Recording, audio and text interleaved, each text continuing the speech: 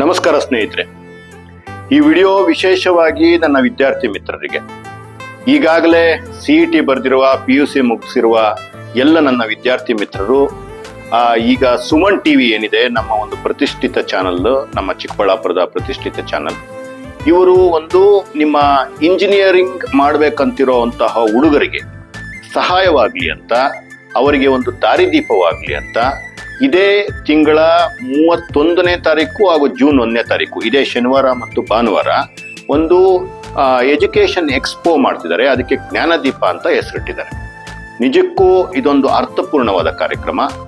ಈ ಒಂದು ಕಾರ್ಯಕ್ರಮಕ್ಕೆ ಸುಮಾರು ಇಂಜಿನಿಯರಿಂಗ್ ಕಾಲೇಜುಗಳು ಅವರೇ ಬಂದು ಅಲ್ಲಿ ತಮ್ಮ ಕಾಲೇಜುಗಳ ಮಾಹಿತಿಯನ್ನ ಕೊಡ್ತಾರೆ.